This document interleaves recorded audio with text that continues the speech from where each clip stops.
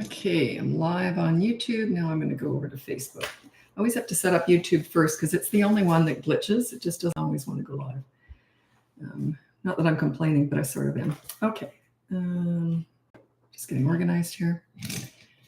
Okay, let me see. Moving my phone. No, that's too far away. Okay, I'm just waiting for people to turn up. While we're waiting, I'd love to know where you're from. I'm here in Vancouver, Canada. So where are you from?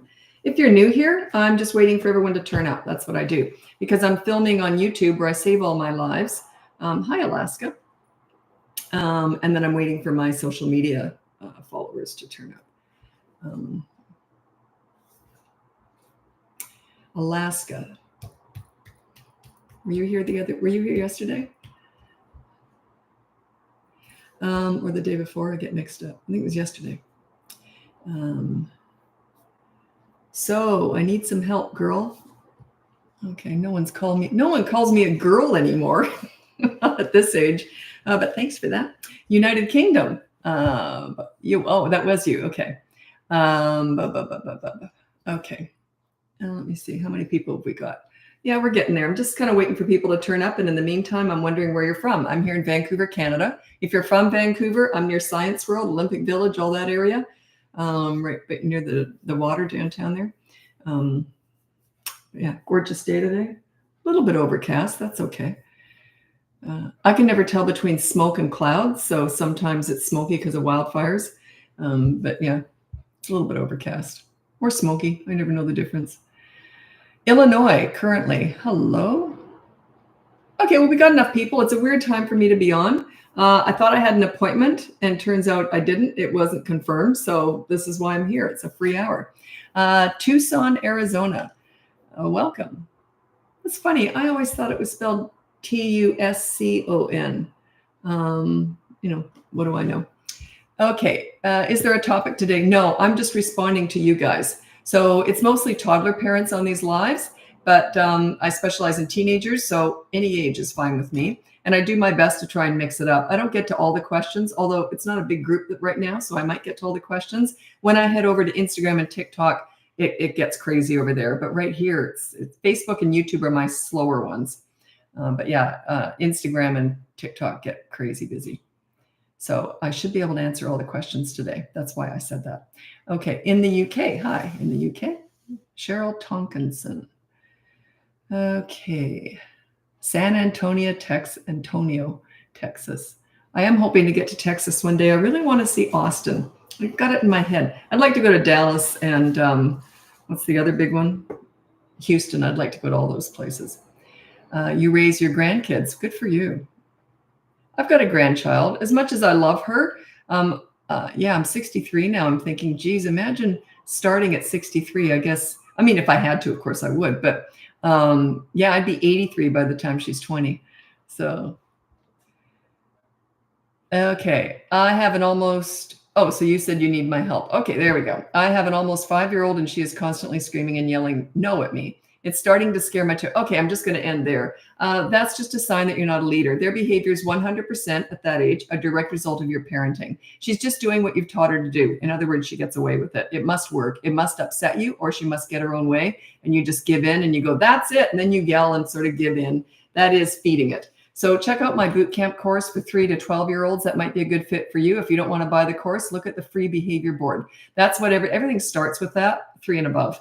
Although with teenagers in coaching, I don't even sometimes use the behavior board.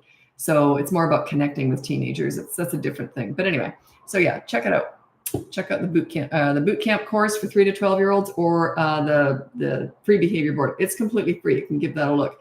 If you think you're going to buy the course, though, don't try and do the behavior board on your own first, because the course is more, it goes into more detail. And you don't really want to fail. And in coaching, often I push parents to fail in that first week. I kind of push them hard because that tells me where the bar is with them. But that's only in coaching. Don't do that when you're doing this on your own. You set up that behavior board to succeed, not to fail. Do I warn the parents that I'm setting them up to fail? No, But now if you pass client, you know what I did. I don't always do that. It depends. Sometimes parents' emotions are really fragile because they're going through a lot. So I don't do that to them. Okay. We're starting the behavior board thanks to you. It's on my to-do list. Excellent. Take it off your to-do list and put it on your doing list. I'll tell you why. I have a doing list and I have a to-do list. I don't know about you, but my to-do list, I hardly ever to-do anything on there. I need my doing list right in my face. I often don't get to that either. But yeah, I'm terrible for that.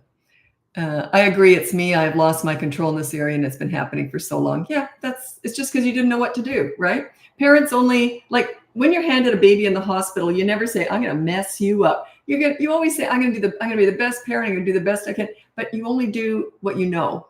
So it's like that with anything. I'm like that too. I don't know a whole bunch of stuff, but I'm very good at researching, probably too much. I get paralysis by analysis. I overthink stuff. But yeah, you've got enough to go on. That behavior board's enough to get going. What is the board all the time? I'm convinced they really don't know what it means. If they're 3 and above, they can get that. A lot of 3-year-olds drag their parents over to that board and explain it to them. So yeah, they catch on. And if they don't, you say, well, you're learning. You'll learn as we go. Okay. And they'll eventually learn. Like I said, a lot of 3-year-olds are dragging their parents over to that thing. So parents struggle with it more than the kids do. Like with getting on board with it. Kids love that. They love structure, routine. They love organization. It makes them feel proud.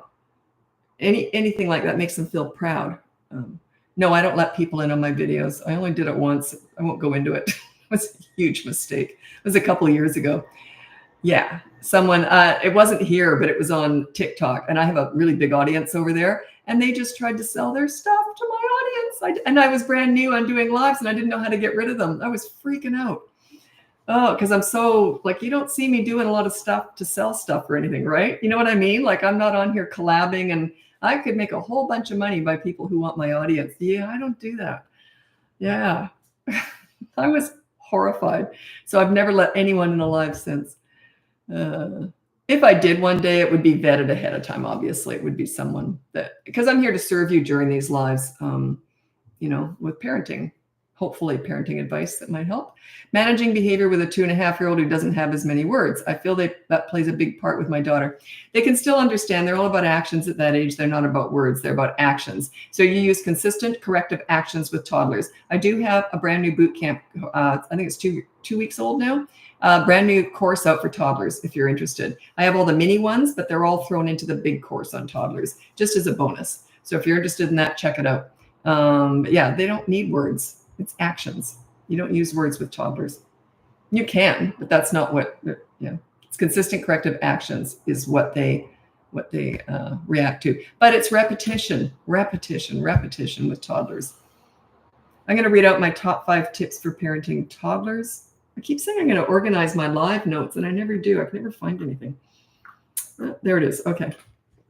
Okay, these are my top 5 tips for parenting toddlers. By the way, they're in the discovery stage. That's why they seem so crazy. They're just they might even go like this and smear poop on the wall. They're discovering everything. So what seems crazy to us is just that they haven't developed sanity yet. They don't quite know how to navigate in the world yet, and that's completely normal. Okay, my top 5 tips. Number 1, child-proof your home so you never have to say no. Number 2, set up a toy rotation system so they're never bored. Number 3, connect with toddlers in their world. You don't go to the nail salon with them to connect. You go to the park and roll down the hill with them. They do start to look at you differently when you get good at this. Number 4 is similar. When you want to discipline a toddler, you do so in their world. They're not about words. They're about actions. You use consistent corrective actions. I know all these mini therapy sessions discussing all their big feelings and big emotions is trendy, but it's absolute garbage. I don't know whoever invented that, but it's crap. It drives me insane because I have to fix all these mistakes out there when I get coaching clients. Anyway, so yeah, they're not about words, they're about actions. And number 5 is stop trying to figure them out. Toddlers are not figure-outable. They're brand new, fresh human beings. They're just forming. Imagine if you've only been in the world for 2 years and the first year you were a potato laying on a mattress. So anyway.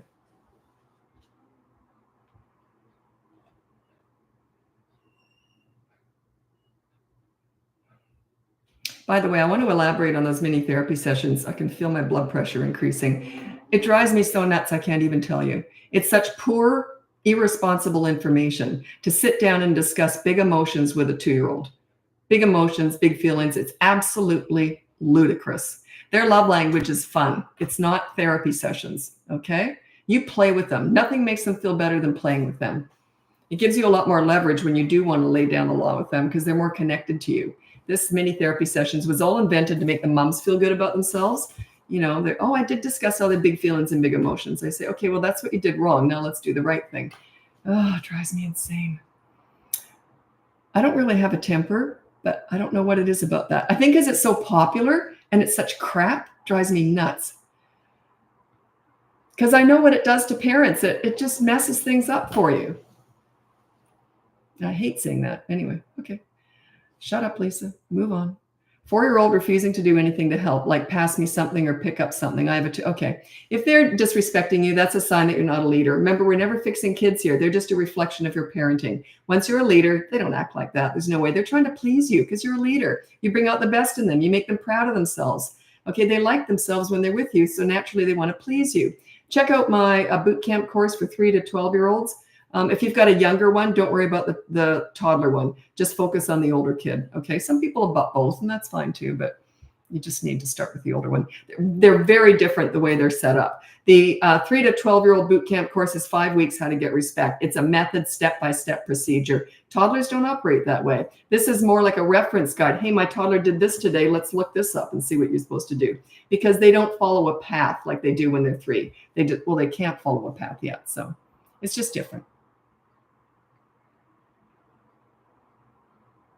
Okay, this one's tough, and I'm guessing right off the bat it's probably more coaching, but I'll read it out. I have 3 kids adopted from a terrible background. I have 3, 4, and 6. My 4-year-old had the worst abuse, but the 4-year-old is rough, plays, and has extremely hard. Okay. I do specialize in stuff like that, crisis work, abuse with kids. That would be coaching. You can try the boot camp course on your own, or if you don't want to buy that, then look at the behavior board and you can try that. If it's not working, we have to deal. Sometimes I always say I'm not about the past. That's therapy. Therapy just focuses on the past. I'm a coach. We focus on the future. Okay. But when there's been abuse in the past, I have to figure it out how to move forward effectively. Depends on the type of abuse. You know what I'm talking about. Sometimes we have to do some work beforehand. So anyway, that's up to you. I'll put it there. It's good for you for adopting these kids. You know, I don't know what kind of training you've had, but that would be heavy. Fun is their love language. I know it's difficult when you've got kids who come from a traumatic past, and people tend to want to focus on the trauma and the abuse and all that stuff. That's okay. You deal with it. I'm not saying you ignore it. You deal with it, as I said previously, but you focus on the fun. The more fun and joy and happiness and love you bring into their life, the quicker they will heal from their past. Okay, but it's a balance. It's tricky. Okay. No, I'm bored. Oh, okay, you're bored. I remember reading that and thinking you meant the board. But anyway, I don't know. Plus, I get a lot of kids in here too. So sometimes I'll get people insulting me and I just don't get it. And then I think, oh, they're probably a kid. Tantrums. How can I wait for a bus when I have a 2.5-year-old and a 6-month-old? I don't have time to stand and look bored. Oh, I see. Okay. 2.5 and a 6-month-old. I don't have time to stand and look bored. You can still be busy bored. Like you can be dealing with the 6-month-old and snubbing the 2.5-year-old while they're having a tantrum, right? See what I mean? You can still look bored, but busy bored. You're doing stuff, but don't leave them alone unless you have to go change the baby. So it's okay to look distracted with the baby. Like, in other words, what they're doing means nothing. You don't have to stand there filing your nails if you've got a 6-month-old that needs to be fed or changed or whatever. But yeah, so you can still be bored, just busy bored. Okay. I've been following you for the same person for a week or so now, and I can tell my attitude is changing, that it's me, not her. Absolutely. You can only change yourself anyway. So why would, kids are a direct result of us between certain ages. Anyway, I've worked with hundreds of kids, and even if I got them for an hour a week, I still managed to get respect. So was it them? And I never got easy kids. No one ever said to me, here's an easy one, Lisa. They all went, good luck with this one. Like, I always got the behaviorally challenged kids or teenagers to work with. So I always managed to get respect. Was it me or them? Me or them? Always me, always the leader. You lead, they will follow. It's just a natural knee-jerk reaction. I know how to make them feel good about themselves. Look at the very first video. I don't know where it is on Facebook, but on, am I still on Facebook? I think so. Anyway, it's on Instagram and TikTok. It's the very first video. It's pinned, and it's called Example of Leadership Parenting. It's the pool story. I don't let anything go. I deal with bad behavior, but then I focus on the good kid. When you're learning how to do this, pick your battles, just one per week. Okay, like I pick every battle in day one, guaranteed. But I'm level 10 with what I teach because I learned. This is my invention, right? I figured this out on my own. So yeah, but you're learning. So don't pick all the battles. A lot of parents want to do that. Oh, I'm just going to pick everything. I'm going to deal with everything in week one. No, I would do it in day one, but no, you got to learn how to do this first. And kids know when you know what you're doing. They just pick up on it. Like that 8-year-old kid who, plus you got history too of not doing this well. So that's part of it too. I don't have any history with kids. They don't know what I am. So when I come at them with this attitude, they just pick up on it right away. Like that 8-year-old who said to me, I just met him, and he goes, if you don't give me what I want, I'm going to have a fit. And I said to him, bring it on. And he never did. I had a great time with them, but it was almost like the worse the kid is, the quicker I can turn them around, because it's almost like they go, oh, finally a leader. They pick up on that. Kids are very intuitive. They pick up on your energy. I was almost hoping you would have a tantrum, because then people can watch and I can put on a show on how I deal with it, right? I like that. I'm proud of how I deal with stuff. I'm proud of how I get respect. So yeah, but he never did have a scene with me. He picked up on it. He was great with me. We had a great time. But I had to be on guard with him. You know, it's just that next level. I can let a lot slip when I'm with kids who I've already got respect with. Like, this is just the hard work going in. But yeah, I had to be on guard the whole time with him. I had to be careful not to let anything go. I had to read between the lines, watch his body language. You know, I was constantly on top of it. So I couldn't relax with him. It was more work because I still have to, you know, get that cemented first. So, and that's what you're working on too. It's hard work getting respect, but once you've got it, piece of cake. Then you can just be relaxed and you don't have to worry about stuff, and they're kind of self-disciplining. Yeah, we're never fixing kids. We're fixing and teaching parents. Oh, I got some kids on here. Yeah. Someone asked me a couple of years ago, I used to get a lot of haters on I blew up overnight on TikTok, and I got all these haters on there. You just do. A lot of my competitors came on and went after me. I've never looked at them or anything. Anyway, a lot of haters, and I don't know why, but it always makes me laugh because I know it comes from a source of misery, right? And but it always kind of makes me laugh. I've worked with delinquent teenagers. This is nothing. Like, you know, when you work with them, and boy, can they find a spot to attack. They're just really good at looking for vulnerabilities when you're first working with them. So, yeah. So everyone kind of left. No one was bugging me after a while because they realized it doesn't, you know, plus I'm older. What do I care? Okay. Have you tried to childproof? Are you talking to someone else? Because I just had to zip through a whole bunch of questions because I want to make sure you're here when I answer them. Is it giving into his tantrum when I try to calm him down with hugs? Oh my gosh, of course you're feeding it. Oh, good tantrum, good tantrum. Yeah, you're absolutely rewarding the tantrum and praising it. And yeah, of course he's going to worse and worse and worse and worse. Check out my tantrum busting course. It's one of my mini courses up above in the link. And yeah, you're feeding it, guaranteed. You're not only feeding it, you're like, good tantrum. You're condoning it. You're praising it. Yeah. Any attention is tantrum food. You're not just feeding it. You're fertilizing it and feeding it. Yeah, of course it works of course it works. And a lot of things that aren't right work in the moment. It works because he's getting attention. You're rewarding it. Yeah, that's what they're after. But that behavior should never get attention. You should never feed that kind of behavior. Anyway, keep watching. You're probably new here. So keep watching and you'll see what I mean by this. You're not taking love away, but you're not feeding that kind of behavior. You do not need to validate feelings around a tantrum. Feelings around a tantrum are based on anger at not getting their own way. There's no way I would feed that. No way. But the rest of the time you can be loving and hugging. But yeah, you're feeding the wrong thing there. Okay, enough said. I got to move over to Instagram now if you want to join me over there. It's BratBusters Parenting. If not, check out the link above. You can get my free behavior board, my mini toddler courses, my big boot camp courses. I do have a new toddler one now. All those mini courses are thrown in as a bonus to that boot camp course if you're interested. The other course, the boot camp course, is 3 to 12. That's been out for a year now. And then, coaching, you can look into coaching if you're interested. But anyway, thanks so much for joining me. I'm on YouTube the whole time, which is where my lives are saved. But now I'm hopping over to Instagram. Happy parenting.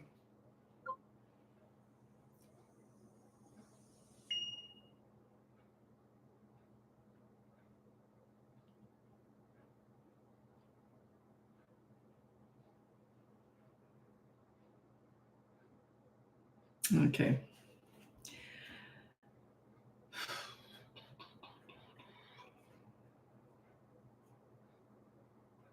Okay, this is from Deb on YouTube. My 9, 6, and 5-year-olds, I guess, it doesn't really matter anyway. So you got kids who are fighting all the time. When you're a leader, kids don't fight. They feel taken care of, like you know how to take care of business. Work on your leadership skills. There are certain things you can do to help that, but I don't talk about that as much anymore because I realize it's one of those things that happens organically. They tend to get along once you're a leader. They just do. So work on your leadership skills. That's one of those that it will follow. They will start getting along once you're a leader. And there's two things that happen organically once you become a leader. One is they stop fighting. The last thing to go, and it can take months for this to happen because they don't trust you initially. Sure, you got these leadership skills. When are you going to go back to the old you? Okay, they remember that. Might take 3 to 6 months. If you've got a 9-year-old, that's a tween. So they're, preteen tween. So they're a little bit different. They have a bigger memory. So, the last thing to go is attitude, and it happens organically. You never address attitude, but you do address fighting. But look on the behavior board, and you can say, don't hit each other, or something like that can be the rule on the behavior board. But if you're just learning these leadership skills, that's a tough one. That's sort of more week 3 on the behavior board. You can put it in week 1 if they're hitting each other. You can put that down. But if they're just arguing a lot in that, yeah, it's a tough one. Oh, I don't let anyone in these lives anymore. I only did it once. I shouldn't keep talking about it. It just drove me nuts. They came into a live. I was brand new at it, and they started trying to sell their stuff to the audience. They just wanted to talk about their business. Oh, I was horrified, and I didn't know how to get rid of them. I was panicking. Anyway, I've never let anyone else in here since. Plus, another reason why I don't let people in on these lives, it might just be your own personal, stuff that doesn't serve other people. So, and I'm here to serve more like the masses on these lives. If you really want one-on-one attention with me, that would be coaching.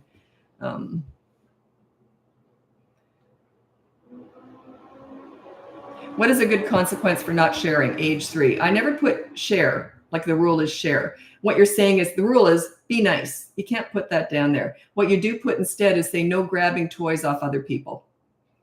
Okay, so you stop them from grabbing stuff off other kids. But anyway, so start there.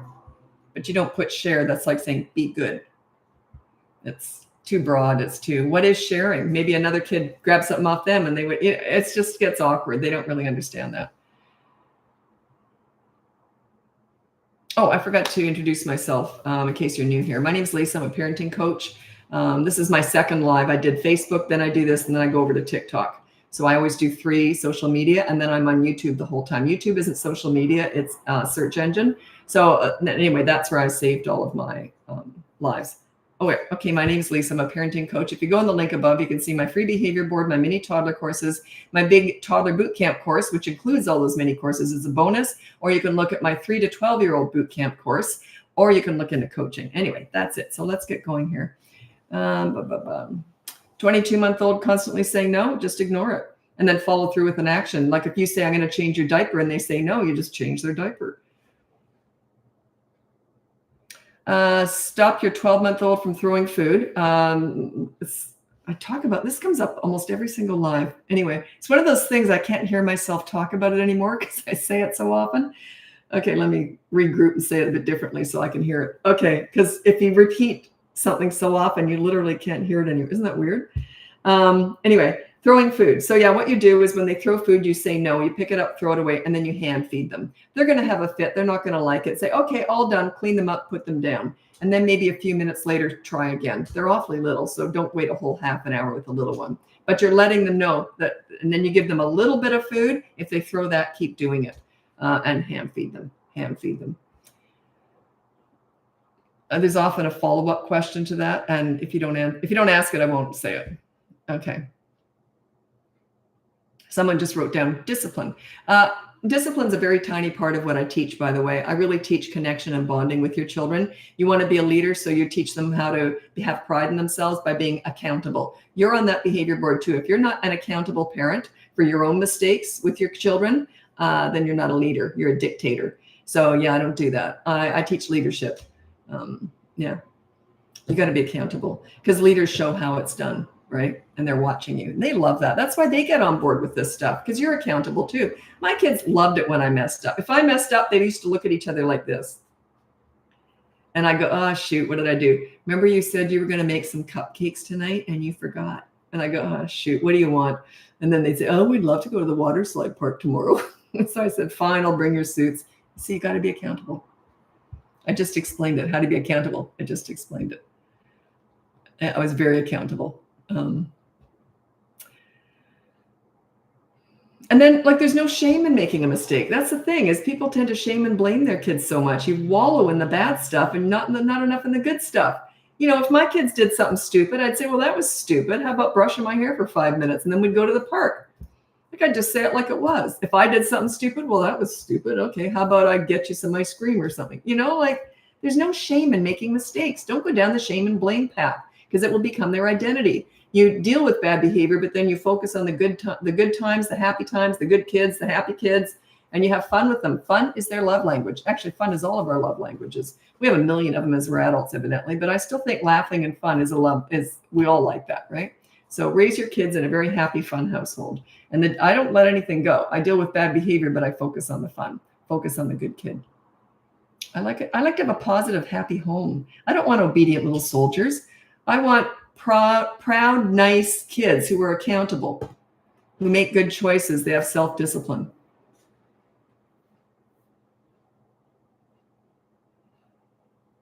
Tantrums in public, what to do? The same as in private. You're the same parent no matter where you are. It's the same. But if it's in a restaurant, I wouldn't put restaurant people through that. You take them out to the parking lot or in the car, and then you ignore them.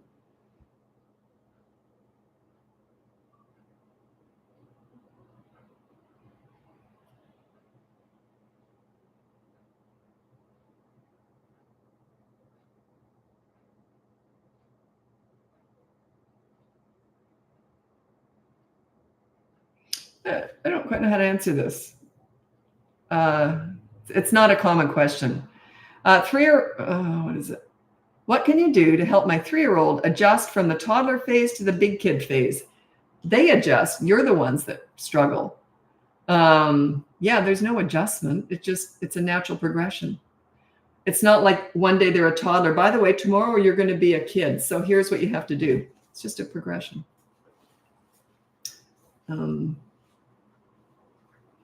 Yeah.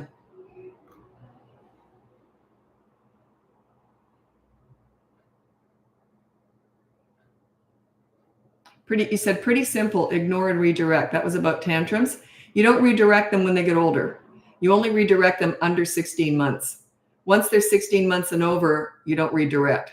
And when you do redirect under that age, it's indirect redirection. What I mean by that is you don't say, okay, let's do this when they're having a tantrum. You just sit nearby and read their favorite book out loud all to yourself.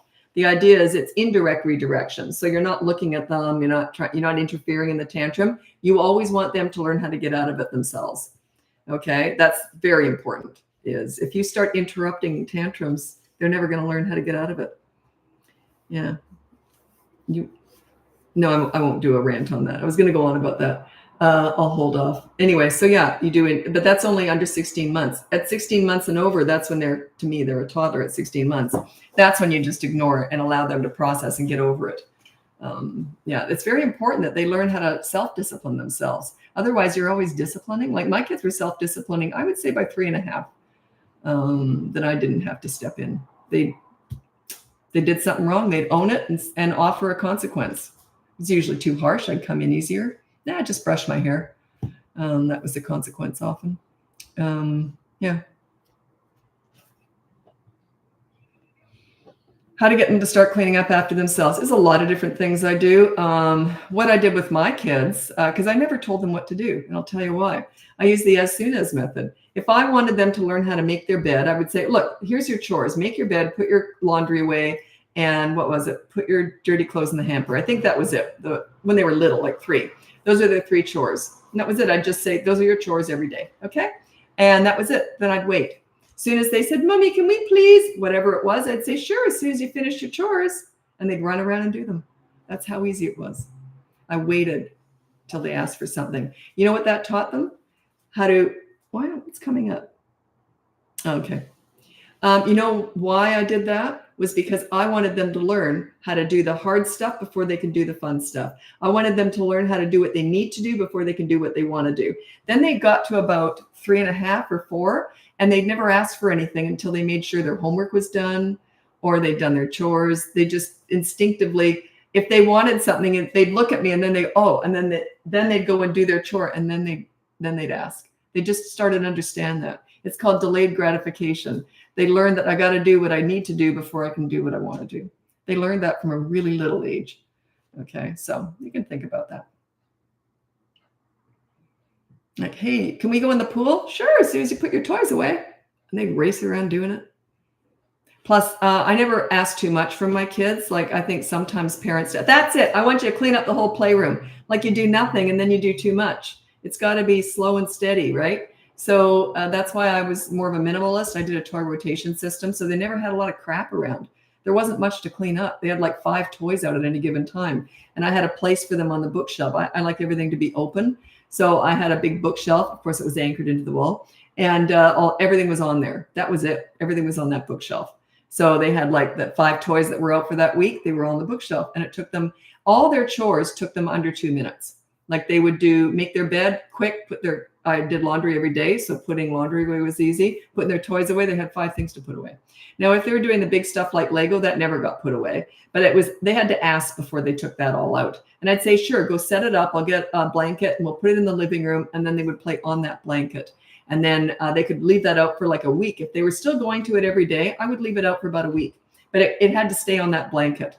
And they had a great time. They just, they didn't think anything of it. It's like classrooms in school. They run like that. There's activities and these are the rules around them.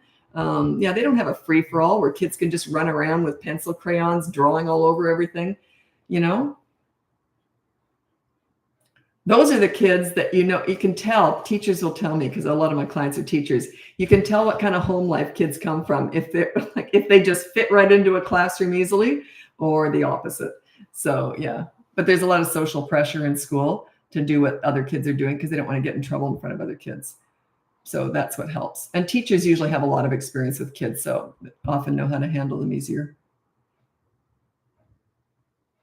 My son is 15 and I messed up the delayed gratification. How do I start with him? That would be coaching. I specialize in teenagers, but it's coaching. And it's not fixing them. It's about connecting. It's about connecting and fixing your bond with that teenager. So you can offer some suggestions or whatever. But yeah, you got to work on your connection, your relationship with that teenager first. That's the first week or 2. Parents are often disappointed when they hire me for coaching with teenagers because they want to discipline all this stuff right away. And I said, you have no strength for that yet. You haven't got the relationship to do that yet. We have to work on that first.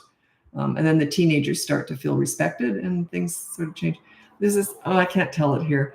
I tell a lot of stories about coaching. No names, of course, but yeah, there's no point telling you here. But yeah, it's amazing how well this can work with teenagers once they feel respected. You have to give respect before you get it.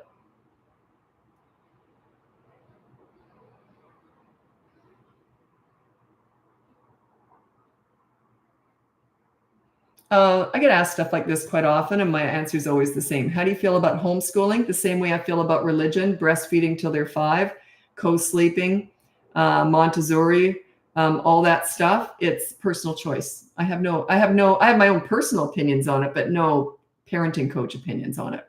The only thing that I do recommend with homeschooling is make sure you socialize your children with non-homeschool kids also. So put them in, because I know it can be a very tight community in the homeschooling community, which is wonderful. But kids, teenagers have often told me that when they can spot a homeschooled, because they usually put into normal high schools, right? After you finish homeschooling. You don't usually homeschool through like grade 12. Anyway, so teenagers say we can spot a homeschooled kid a mile away, and they're often picked on because they haven't been socialized with non-homeschool kids. So That's the only warning I would give. I've seen that consistently where they do struggle once they go into high school socially. And how does that manifest itself? Often with getting into trouble to be cool and fit in.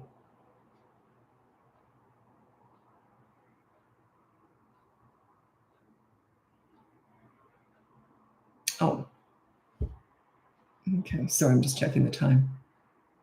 So I'm going to scroll ahead to make sure you're still here when I answer your question. How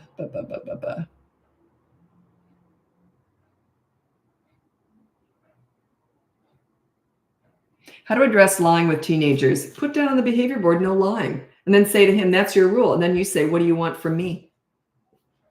They'll usually say, get off my back, stop being a pain in the butt. But just say it like it is, no lying. And then you put in brackets, I will make the call. Like, in other words, I'll decide if you've lied or not.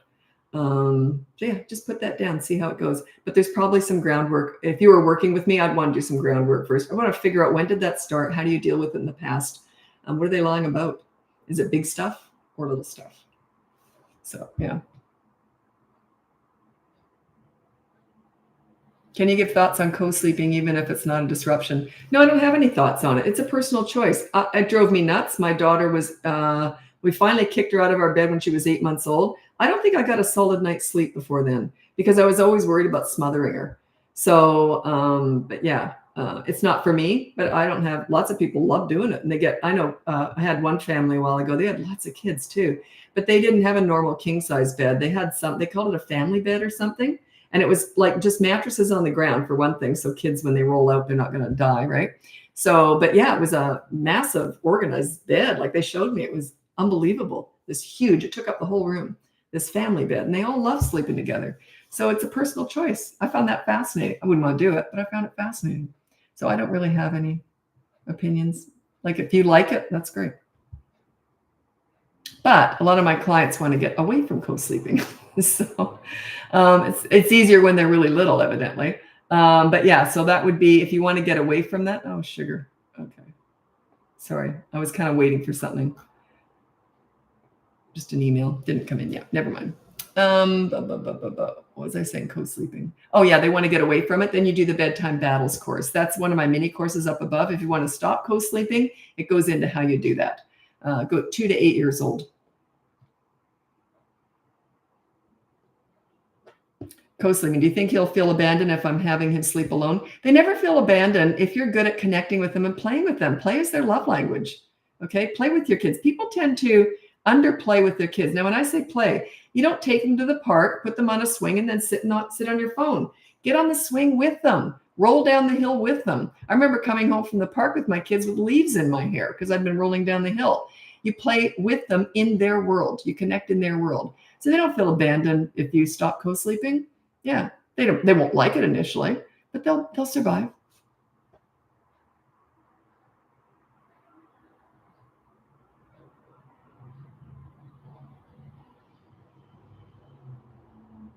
Is potty training at 22 months too early? Well, I recommend 2.5 because you can start younger, right? 2.5. How many months is that? 632 or something? I don't know. 24 plus 6 is take away 30 months. Anyway, lousy at math. I need my fingers, and it was just too many. I don't have 24. So anyway, yeah, I would say 2.5 is a good age. The thing is, if you potty train younger, sometimes they look like they're ready, but they often have accidents or regress. But some don't. Some potty train. There is no absolute age.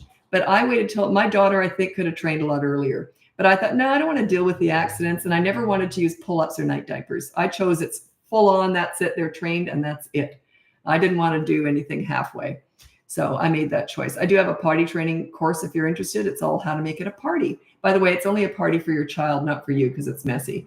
But you want to make it all positive. There's no disciplining when you're potty training. It's inappropriate because it's a bodily function, right? You never want to shame them. Yeah, there's no shame in any of this. That's why you're on that behavior board. Never look ashamed if you yell. Just say, oh, shoot, I yelled, didn't I? Oh, drats, let me go to the board. And then you say, okay, here's my consequence for yelling. Don't shame and blame just because we're human and we make mistakes. Don't do it with your kids. Parents tend to shame and blame their kids a lot. They want to talk, they want to do all these mini therapy sessions discussing their bad behavior. That's a gigantic mistake. How would you feel if the police pulled you over, gave you a ticket, and then wanted to lecture you on why everything you just did wrong, wouldn't you kind of want to slap them? Like it's rubbing salt in the wound. It's already done. It's over. There should be no shaming and blaming. Just deal with it. Have a consequence. Oh, you messed up there. You did that wrong. Okay, so here's the consequence. Now, do you want to go to the park? It's like that. There's a consequence, but there's no anger. There's no emotion in that. It's just business transaction. Do not discuss bad behavior. Deal with it, but don't discuss it. It's all these discussions. Parents want to do that. You don't like it when someone does that with you. So why are you always late? Why are you always late for the? Every time we get together, you're late. Let's talk about that. Let's just say, what is the psychological reason behind being late? By the way, I know what it is, and I can't stand it when people are late. But anyway, but yeah, do you like that? No. So why do you do it to your kids? People do it all the time. They want to discuss in great detail the bad behavior. Stop doing it. Play with them instead. Deal with bad behavior, lay down a consequence, and then play with them. Play is their love language. The more connected you are in their world playing with them, the more likely they are to listen to you anyway. So it's like very little work. The more connected you are, the easier discipline is. Because they look up to you. They want to please you. Because you're their leader, right? Okay, oh shoot, I gotta go.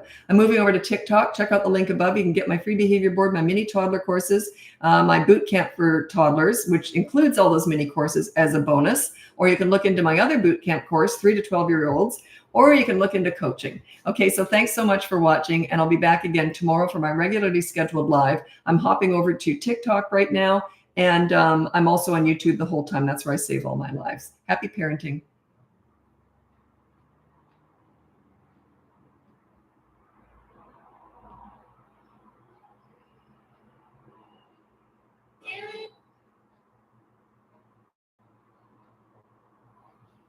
So many buttons to push here. Okay, there we go. Just waiting for TikTok now. I just like to give my voice a break in between.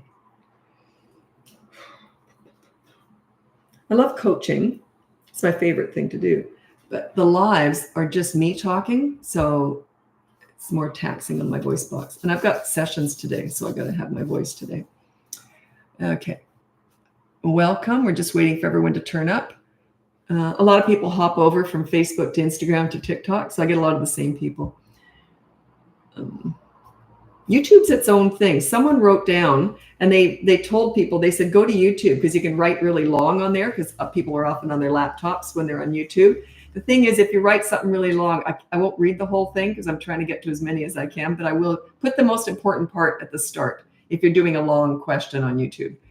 Okay. Okay, this is interesting. When you're going to hate my answer. What's your take on controlling child about almost 5 years old that demands to open and close the door, etc.? I only let them if they ask and not yell, but they still get mad very frequently. That has nothing to do with opening and closing doors. That's like, are you a leader? Am I a leader? Are you a leader? I'm a leader. Okay. That's just a sign that you're not a leader. Work on your parenting skills. We're never fixing kids. We're fixing and teaching parents here. I teach leadership parenting. They don't act like that with a leader. They just don't. It's just like, I'm in control. No, you're in control. It's just a battle for control. So work on your leadership skills. We're not fixing that kid. We're fixing ourselves, right? They will follow. You lead, they will follow. Check out the boot camp course for 3 to 12-year-olds, or if you don't want to buy that course, then look at the free behavior board. I invented that behavior board 16 years ago, and I have not changed it in 16 years. So it still works. The parents are on there too. That's what makes it work. I've been doing my business now for 17 years. And the first year I just wasn't getting the results I thought I should. And I thought, why? And I always think I'm like a leader, right? What am I doing wrong? I never blame the parents. I blame myself. If they're not getting results, I'm like, what am I doing wrong here? Anyway, they just weren't getting this. They were getting results, but not where I thought. Then I invented that behavior board and put them on it too. I was trying to teach them the importance of being accountable, but when it's on a board and their kids can see it, and changed everything. So yeah, I haven't changed that in 16 years. I haven't changed anything on that behavior board in 16 years. Okay, I love your view on parenting. I learn from you every day. Oh, thanks for that, Lynn. I appreciate that. I've been doing this forever, but I was not very popular when I first started my business because people weren't ready to hear what I'm saying. It was very much in the pleaser parent style. It came in with about 40 years ago. The pleaser parent style came in with participation awards. As soon as I heard that, I thought, are you freaking kidding me? I went grocery shopping the other day. No one gave me an award for turning up. You get an award for doing nothing. Where's the pride? There is none. It's absolute. And I said back then, it's 40 years ago, I said, what a disaster. Self-entitled snowflakes with mental health issues. I just said, we're going to have drug problems, homeless problems. Not to say I'm a prophet or anything, but that's what I remember saying that. I remember thinking, we are in trouble, in big trouble. Where's the leadership? Where's the pride for children? They just turn up and get an award. Dumbest thing I ever heard of. Anyway, and then everything else started coming in. And I thought, what a disaster. But I think people realize now it's not working. Okay, so now people are ready to hear what I'm saying. Is children deserve to learn how to have pride in their behavior. Without it, their self-esteem is in the toilet. That is the problem. Children who are out of control have self-esteem that's in the toilet. It's in the negative. It's absolute bottomed out. Their bad behavior is a sign of their low self-esteem.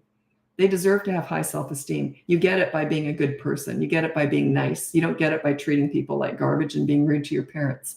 Okay? So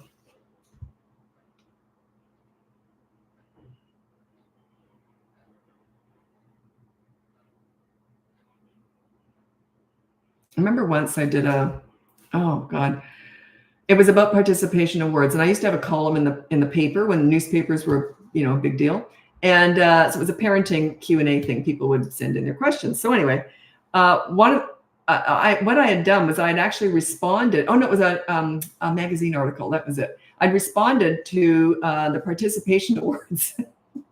Because I think it was in California, a child did not get a participation award for sports day, and the school refused to give it to that child.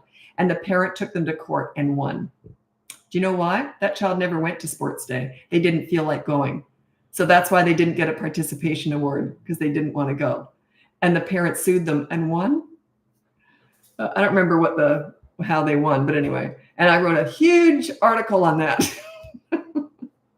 I would like to see what that kid's like today. That was like 20 years ago, whatever. I would like to see how that kid turned out with parents like that. Oh.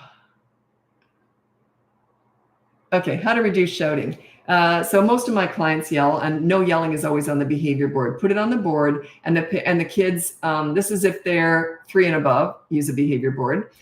You say no yelling is your rule. And you can't put it for the kids. It's in the attitude department. You can't put that for kids. They're about actions.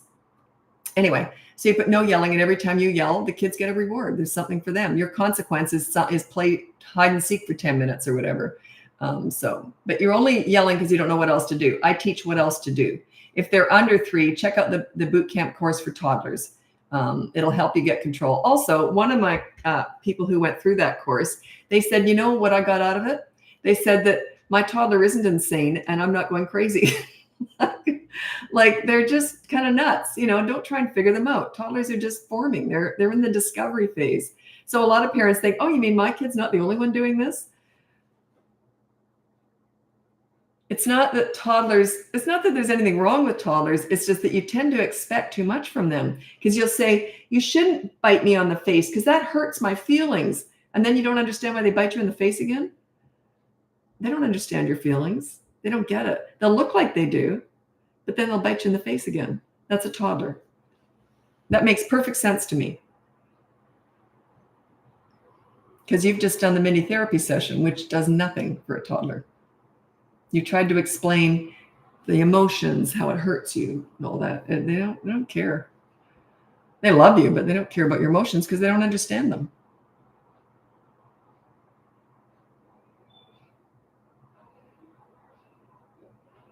I remember I had a client a while ago, and it was so funny. They said, you won't believe what happened. I can't believe my toddler did this. I told him not to hit me. They had this, it's like a wooden spoon or something that this toddler always played with. He hit me, and I explained to him how much it hurt my feelings, and I pretended to cry and everything. And then the parent started crying and said, can you believe he did it again? And I'm like, yeah. I said, yeah. You explaining that it hurt your feelings is not a lesson to a toddler. Yeah. And they don't learn the first time anyway, even when you're using consistent corrective actions, which actions is what they're all about. There's no way they would have that wooden spoon again. I'll tell you that much. That would be taken away. So you leave them with a weapon, explain that it can hurt you, and then you don't expect them to use the weapon again. So anyway, but I understand. Parent just didn't understand that toddlers don't understand emotions and feelings.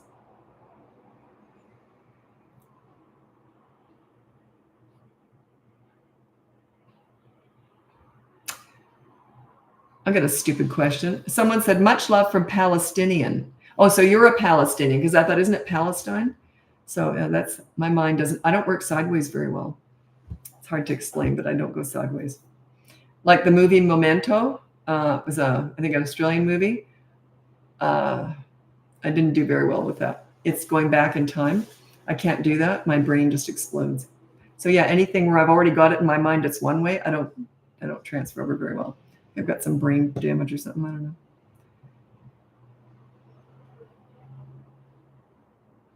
Why does my toddler cling to other women figures at gatherings? That is my top 5 tips for parenting toddlers. Number 5, stop trying to figure them out. I don't know why they do that. Does it matter? Yeah, don't try and figure it out.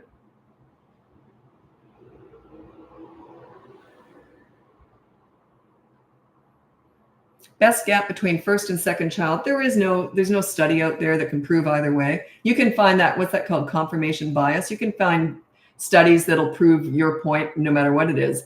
But yeah, I don't think there's any conclusive study that has proved that there's a perfect age gap, because they have different personalities when they come out of the womb. They might end up best friends or worst enemies. You never know. It doesn't matter what age that is. Anyway, my kids are 5 years apart, and it wasn't planned. I had back surgery and a miscarriage. I miscarried multiples in between them. So that was 5 years. And it worked out beautifully, because I had 5 years with just my son, and then he went to school, and then I had a newborn. So I had all that time with her too. So I had a lot. I like stretching it out, because I love parenting. And then when my son grew up and moved out, then I still had another one 5 years behind. So I personally loved it. I wouldn't want to lose them both so fast. You know what I mean? Like, what if they're a year apart? Then you lose them both in 2 years, like if they move out. Anyway, but here's what they do say is, and I totally agree with this. They say if their age gap is more than 7 years, they don't relate as siblings, because they don't grow up fighting over the same stuff or anything. They love each other in that, but they don't relate the same way that if there's a 7 or smaller gap, which makes total sense to me. I think there's like 16 years between my brother and I. He wasn't fighting. We weren't fighting over Barbies or anything. You know what I mean? Like it was like I was raised with 3 adults in the house, 3 adults and me. So yeah, the bigger the age gap, the less likely they are to relate as siblings. There's pluses and minuses to be. I think my brother was more of an only child, and so was I, just because of that huge age gap. There's benefits. There's pluses and minuses to everything in life. I related very well to adults because I was raised around nothing but adults. So I remember people used to say to my mom, "Gee, she can talk to anybody." And I'm like, yeah, I was raised around very social. My mom's very social too. Very funny social woman. So I was raised around that extroverted social stuff, and I didn't have any siblings to sit with. So I was always sitting with the adults and chatting and that. Not that they always wanted me there. Tell you, if I interrupted a card game, and I would never get eye contact with my mother, I would go up to my dad. He always said, "Hi, sweetie, what do you want?" If I looked over at my mom, this is what I would have seen. She did not like kids interrupting a card game. And so I would just skedaddle off pretty quick. It was funny. There's my elbow. Actually, that hurt. You know, you just get it the wrong way. The bone clipped over. Okay.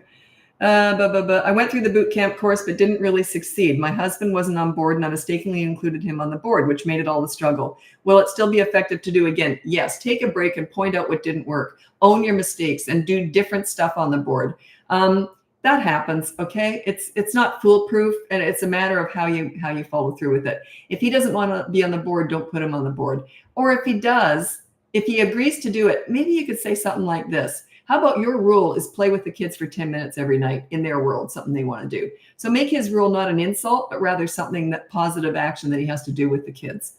Maybe he'll be on board with that. Maybe he just didn't like the no yelling rule, because he might say, well, look, yelling is all that works. This is stupid.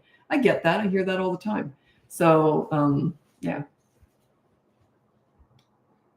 It's very rare that I'll get a client that won't eventually get on the board. It's very rare. They often start out not wanting to be on it, but it's extremely rare. I can only think of one in 17 years. that refuse to be on the board by the end of 5 sessions. So, because they see it's about connecting. Leadership isn't negative, and you're not meant to take offense to it. If you want your kids to behave, then you should also be on there and be accountable. And you know what I mean? Like it's positive. It's not a negative, it's a positive. How to deal with tantrums with a 20-month-old, send help, please. Check out my toddler tantrum busting course. Basically, you completely ignore them, but you stop them if they're getting physical. You just restrain them, but you don't look at them. You ignore the crazy, then reward the calm. Any attention is a reward. So you completely ignore a tantrum, but you're right there. You're not on your phone. You look like you're waiting for a bus, like filing your nails. Waiting. It's important that they know they're having a tantrum, but this is how you're reacting to it. You're just waiting. As soon as they're done, oh, you all done? You want to go read a book? Don't discuss the tantrum. A leader wouldn't do that. Yeah, don't discuss it. There's no point. It's mean. Don't go back there. It's over. Ignore the crazy, reward the calm. Don't talk about the crazy. It's kind of mean.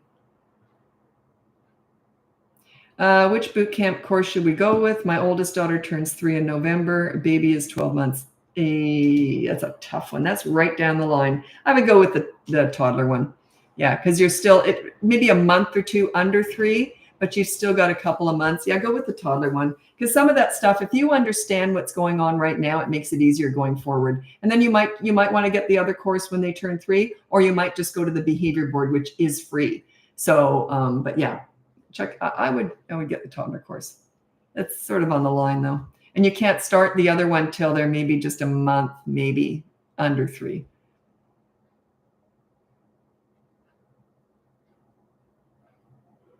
I get asked this a lot, and I don't know why. I don't like answering it. What are some good examples of consequences for a 4-year-old? Don't get caught up in that. Just do a chore, do a good deed. They don't even have to hate it. It can just be wash one window, sweep the kitchen, wipe the toothpaste out of the bathroom sink. The consequence isn't what matters. It's the fact that they're doing a good deed. Now, if they won't do that good deed one, if you looked at the behavior board, there's a backup. So 24-hour media blackout, or you take away their favorite toy for 24 hours. Or you can invent leverage. I won't get into this here unless someone asks about it. But if they don't have a favorite toy and you don't have media blackout, there's other things we can do. But that's never where we start. Okay. Do you have a book? No, I've never written one, and I've never read one on kids or parenting, because I invented all this stuff. So I've never read a book on kids or anything. I would just probably argue with it the whole time anyway. Years and years ago, and I will write a book maybe one day, but my daughter does all the planning for the company. So I don't know what she has planned. She's told me, but I don't listen. I just do what she tells me. I hate all that stuff. She loves planning and organizing all the business stuff. I hate it.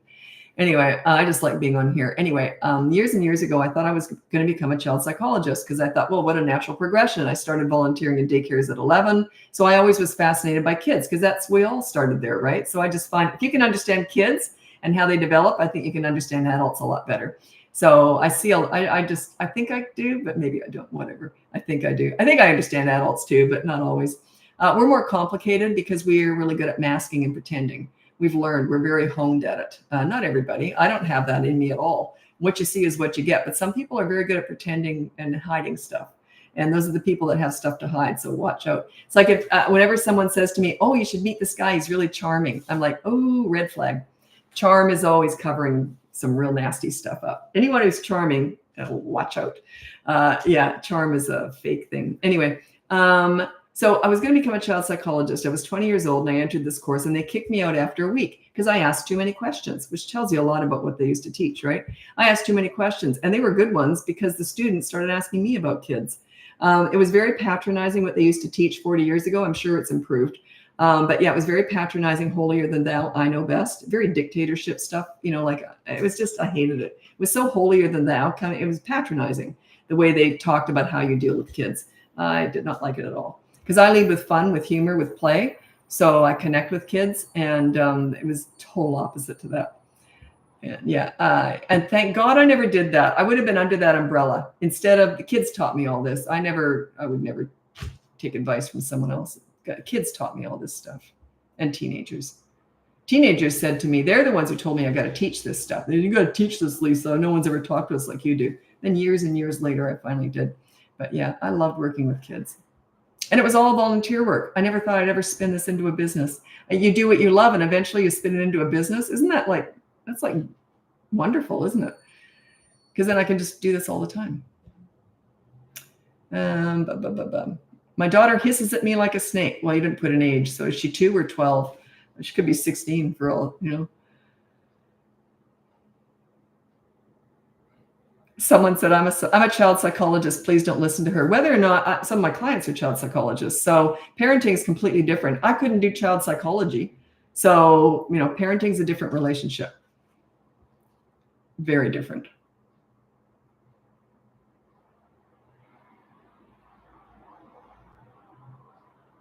This is from Harley B. My kids are doing so much better. Excellent. Excellent.